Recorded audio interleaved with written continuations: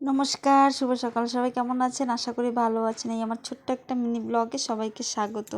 এখন আর ভিডিও বানাতে ইচ্ছা করে না, কারণ ভালোই লাগে না। দিন দিন জানি কেমন লাগতেছে, ভিডিও বানাতে ইচ্ছা করে না। এই যে দেখো, সকাল সকাল ও একটা চেয়ার মাথার মধ্যে দিয়ে কী শুরু করে দিছে। আর আমি ভাবলাম আজকে প্রচণ্ড গরম, আজকে আমি পুতুলগুলো আর ধুয়ে দিই। এবার পুতুলগুলো একটু নোংরা হয়েছে, তা দেখি পুতুলটা ছিঁড়া। আমি কেন আগে একটু সেলাই করে নিই, তারপরে ধুই, না হলে এবার ছিঁড়া জায়গাটা বেশি ছিঁড়ে যাবে।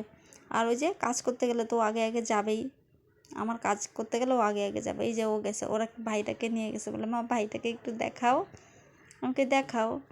পরে ওই যে ও যে আমি হলো ওই যে এখন পুতুলে সবগুলো বের করব, কারণ আমি বলে রৌদ্র চলে যেতেছে, তাড়াতাড়ি আগে এই কাজটাই করে নেই।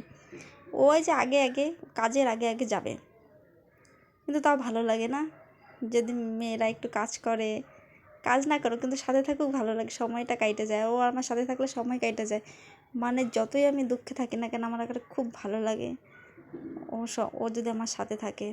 আর ওই দেখো, ও বলতেছে আমি আমি এগুলো নিয়ে শুকাইতে দিয়েছি। আমি বলতেছি এগুলো উপরে শুকাইতে দিলে আরও মানে ফুইলা যাবে, ফুইলে আরও চারিদিকে চলে যাবে। আর যে কাক আমাদের এখানে, ওগুলো ধুয়ে শুকাইতে দিলাম।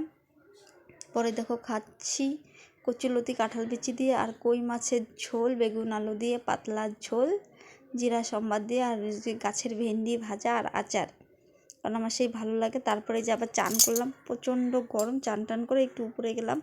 উপরে যা দেখি সেই সুন্দর হাওয়া। পরে যে আমি একা একাই উপরে মনাকে নিয়ে নিই, মনাকে ঘুম পাড়াই দিয়েছি। পরে যে একা একাই যে আমি একটু রিলস বানালাম, আর মানে একটু ইচ্ছে করতেছি। পরে যে মনা উঠছে, পরে আবার ওই যে নিচে নিয়ে আসলাম।